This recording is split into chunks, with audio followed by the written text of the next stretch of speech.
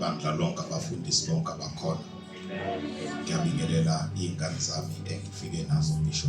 Amen. Eyingasali noma ngathiwa yapi azisali. Amen. Ngiyabingelela ke noNdiba engimfica la. Naye ohamba.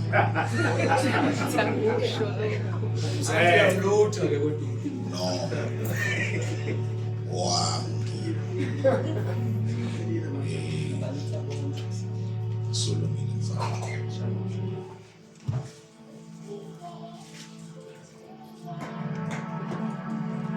Abaningi bayamshiya.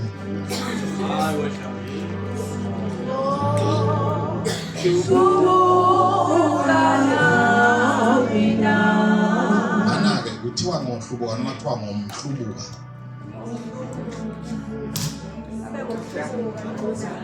Waphela abaningi bayamshiya kusho ukuthi nami mangibalandela nami ngiyamhlubuka.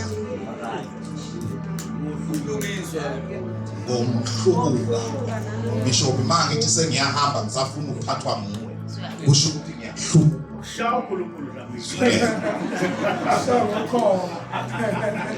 Abaningi bayamshiya ke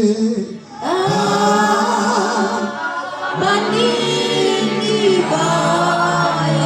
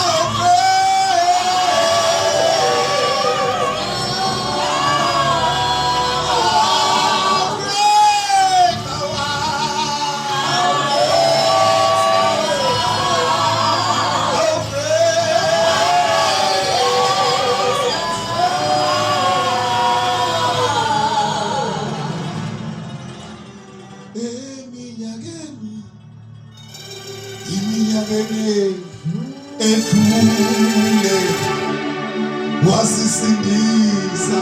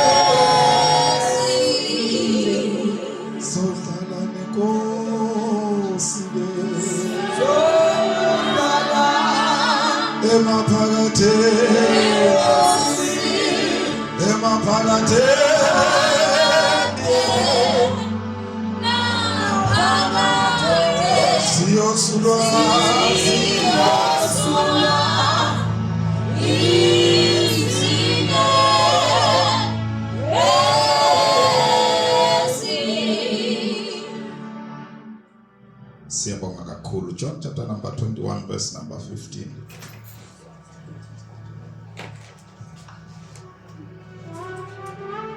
Shabangu uthe unikeza imizuzu emingaki? 10 minutes, sir. Kuthiwa imizuzu ilishumi. Uyaqala uyabala uShabangu, ngiyacela ukuthi ke osifundelayo asifundele. John chapter number 21 verse number 15.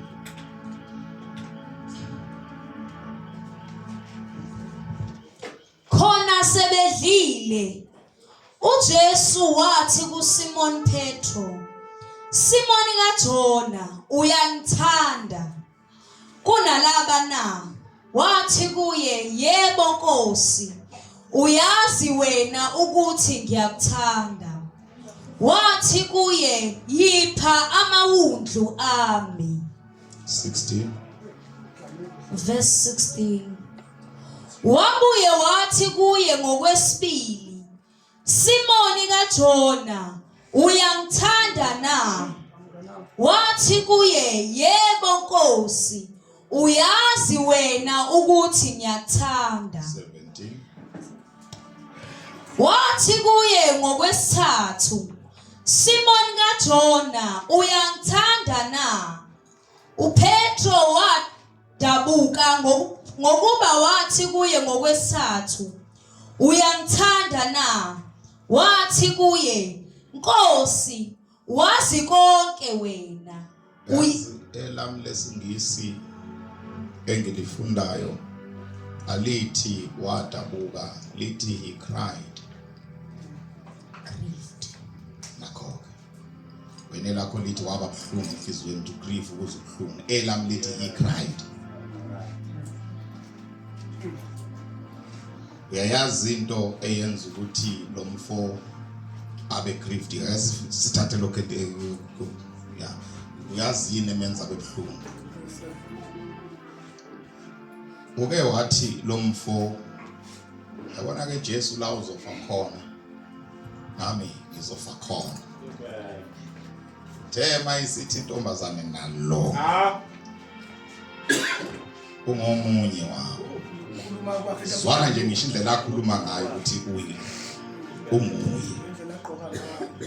Kodwa niyezwa bazalwane. Kuthiwa wayetsheliwe lo ukuthi iqhude lobe lingakakhali wena uzobe usungiphike kathathu. Now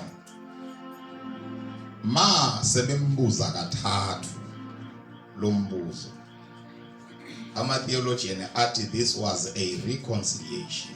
Oh yes. Between Jesus and Peter. Amen.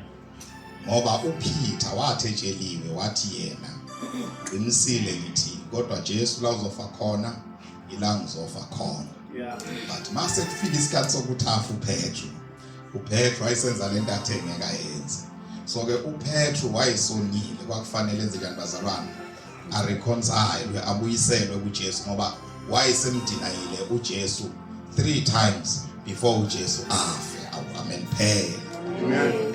Now uPetro mayebuzwa la esekhala uyakhumbula iyabuya into yazi le ndoda le. Yes. Ingikhumbuza ukuthi ngenzeni before ife. Yeah. Wayeseyakhala eseyayisola uPeter ukuthi no ngenza isenzo esingekho, kodwa wayeseyamqinisekisa ukuthi Jesu yazi ukuthi ngiyakuthanda. Kwasala ukuthashwa nje Nkosi yami ukuthi kodwa ngangeke kumele ukufindlela abasebekushaya ngayo Jesu. Angeke ngikwazi ukuphela. Amen. Awukhona bazalwane. Today uthi uShabangu ake ngikhulume ngokuthi what is expected from a pastor. Whether you are going to assume the office or you have already assumed the office, what is it that is expected from you? La uPeter ma ebuyisana noJesu. Lenti kutshela ukuthi before you become a pastor, there must be a reconciliation between you yourself and Christ himself. Then bese kuba khona i-commission oyinikezwayo, because sinengxaki engathi ubazalwana ngivuthi namhlanje ngoba ngifuna izwakale kahle. Sinengxaki bazalwana yabafundisi abasishumayeza bona qobo lwabo bephambene noKristu. Ayenziwanga lenkonzo yokubuyisana. Abantu basasele lapha ya ephikeni kaPetro. Abafikanga la uJesu eseqeda ukudla sembize sePetro besihlale phansi. Uyamthanda yini kunalabo abanye na? Kwaze kwathi ake ngibabuza abafundisi ukuthi nina ke bafundisi, uJesu niyamthanda yini kunalabo abanye abangekho la? Ngoba bakhona nabanye abathandwayo nabo abayingxenye yethu, kodwa futhi nabo bayamthanda uJesu. Kodwa uJesu ubuza le ndoda uthi, wena ke Simon Peter umthanda kakhulu yini kunalabo abanye? Uthi uSimon Peter, wena Nkosi wazi konke. I like impendulo kaSimon Peter Bishop. Ayikho kuyena kodwa ikulo ombuzayo. Yes. Nansi leyokuqala esilindele kumuntu ongumfundisi nomuntu ozothatha ioffice lokufundisa. Silindele lento ethi waziwe uKristu. Ukuthi wena umthanda ngempela. Masikubuza thina noma bekubuza abantu, impendulo yakho ithi uNkulunkulu esezulwini uyazi. Yes. Asidinga abafundisi abazoyilandulela, abazofuna ukusichazela. Ngifuna ukusichazela. Akusho izulu ukuthi liyakwazi. Lifakaze ngama-signs and wonders. Lifakaze nge-message elizoyibeka kuwe. Bese siyabona ukuthi nempala lo yenze inkonzo yokubuyisana. Sibona ngemsebenzi ukuthi nembala kulo yenzeka lento yokuthi afinyelele ekumthandeni kangcono kunabanye. Ngoba sisuke senza iphutha Bishop sagcoba umuntu ngoba kunguye yedwa indoda ebandleni kanti akabuyisene noKristu. Sibona amanyama echithakalo egcwele endlini kaThixo ingoba abantu esibagcobile ababuyisananga noThixo.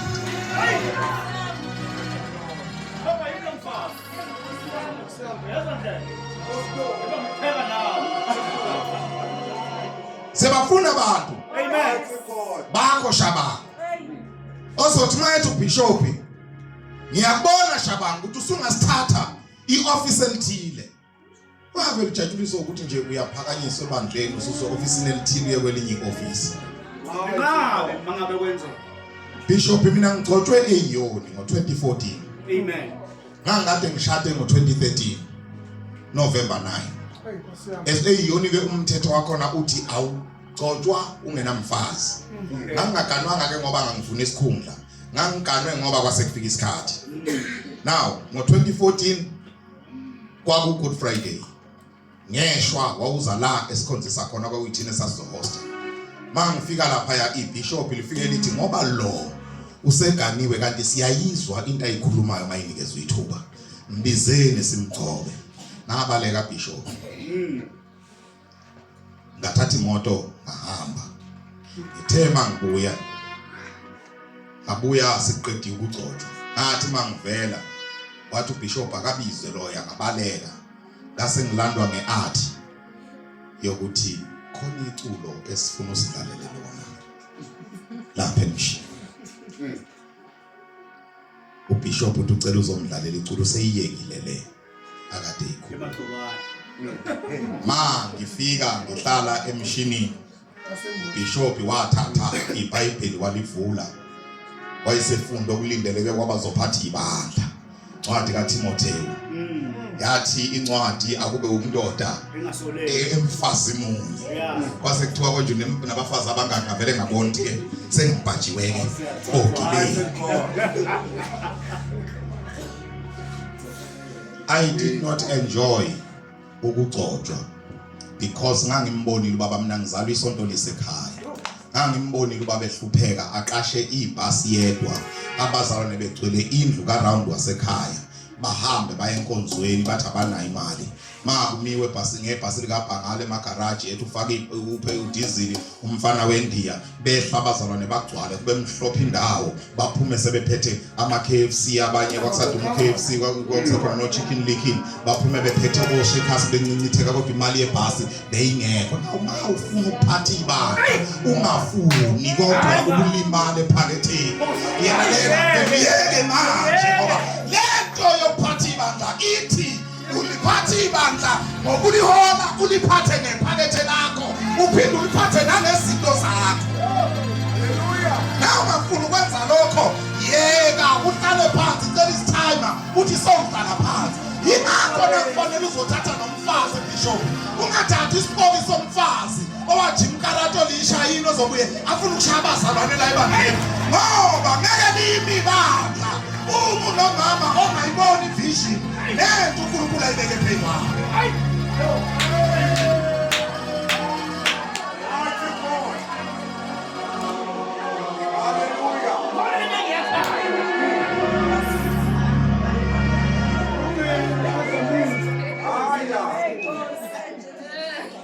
nini ngithanda ukugana mawubona inceke igxuma lapha ishumayela kangcono sowufuna ukuyogana kanti uyayithanda imali hlehla udedela abangayithandi imali.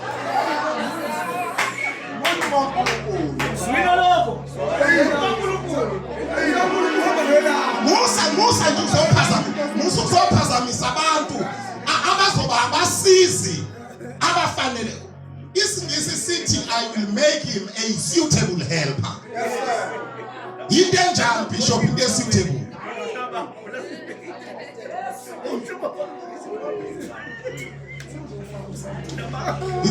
Into enjani ukuthi suitable? Ningitshela uBishop noShabanga ukuthi inkonzo isaphethwe yini njengamanje. Ngithi mina into enjani kuthiwa i-suitable. Into efanelekile. Yabona nje Shabanga. Leli shirt ongqokile it suits you. Unamanga wena.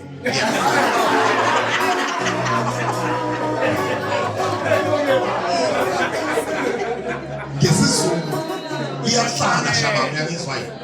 Iyahlala. Now uthi uNkulunkulu ma enzela indoda owesifazana noma umfazi uyenzela umsizi. Isizulu siyageja.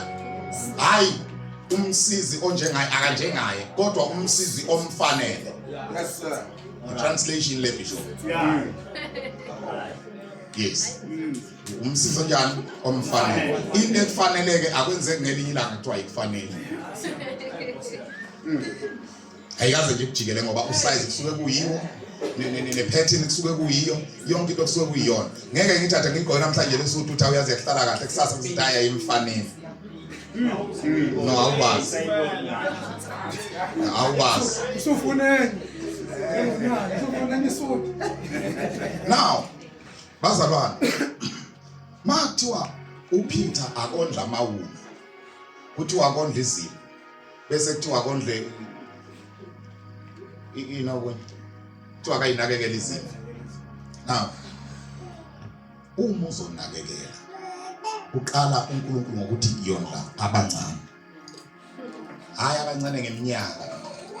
Kukhona abazalwane omdala ebandleni okade waphenduka Bishop ibandla waliqala naye kodwa ekholweni ubaby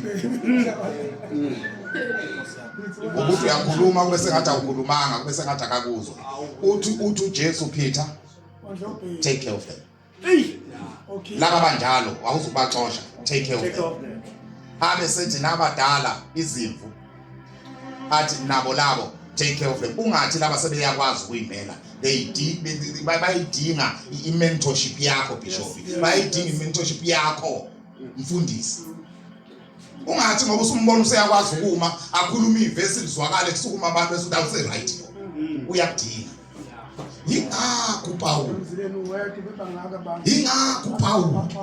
eke wabhalela uTimotheo wathi Timotheo akungabibikho umuntu ozokwedelela ubusha bakho. Ngizweke nje ke nikhuluma into engekho. Kwakungakhulunywa ngentombazane nalendawana liyangizwa bazalwane. Kwakukhulunywa ngokuthi uTimotheo wayemncane. Kukhona amadoda amadala eyisayo nazi umthetho. Kodwa kuthiwa ke uTimotheo wayesegcotshiwe umfundisi. Ngamanye amazwi washeshe wabamba kunamakhehla amadala. Ngitshela bazalwane, uzokufike esontweni kukhona obaba abadala abangazi lutho kodwa baziyo. Ngathi khuluma nami.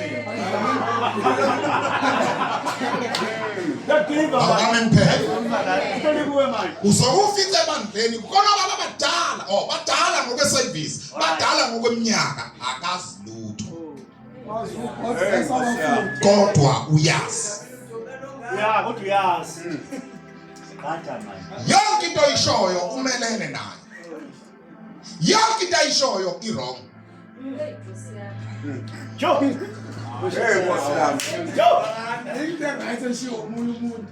Lalela, noma ungavela nambono othini uzokutshela ukuthi thina leli bandla laqalwa yithu. Akungenje. Ayenzi into leyo baba.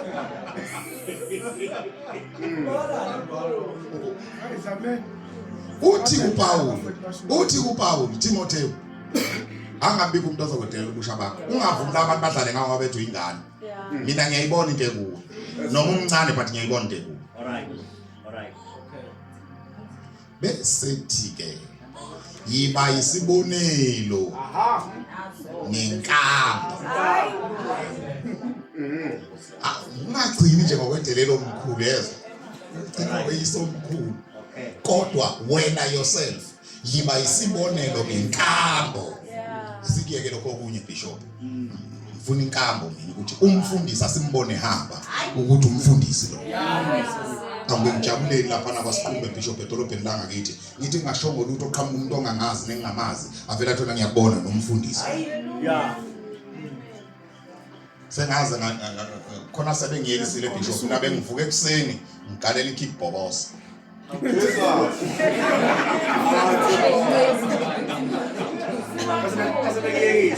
Bangiyekisa.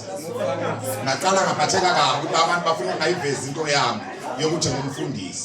Kodwa ngase ngiyabona ekugcineni ekuhambeni kwesikhathi ukuthi ake kungabi izicathulo ezikhulumela. Ake kube yitekini. Kubonakala ukuthi there was a reconciliation between this man and Christ. Bese kungabe kusaba yini emphilayo.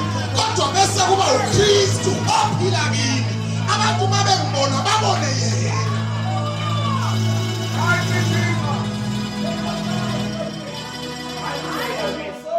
Kuzwakele bafundisi. Fana wena uvela uKristu. Ngoba lento yenza ukuthi silokho esinezinto esizozisho ngawe ingoba ufile wena usaphila.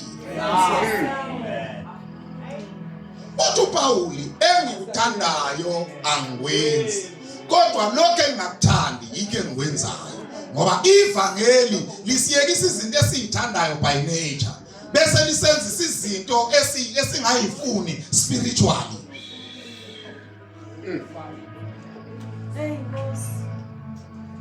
Uma ngibuka umfundisi ngivumela ke lo 2 minutes ngihlale phansi. Ngibuka umfundisi ngimbuka njengokapteni womkhumbi. Ukapteni womkhumbi bishop usuke kuyenzeka umkhumbi kube yi-cargo ship. Kuyenzeka kube yi-passenger ship. And kuyenzeka i-passenger ship ilayishe thousands of people. Lo muntu oyedwa ohlezi lapha phambili oxilonga lezi zinto zakhona inkino phezixilongwayo usuke ehudula these thousands awathwele ngemuva. Ikhona kodwa abazalwane. Uma ewathwele lama thousands, ama thousands athembe the Katie. Alright. Kanti uKatie uthembe impilo yomkhulu. Alright. Thembe ukuphila komkhulu.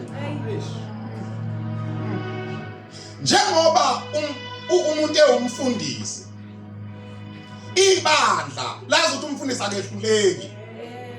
Mangifika bishop ngithi anginakudla kufanele ukhiphe ukudla. Ngoba umfundisi akehluleki.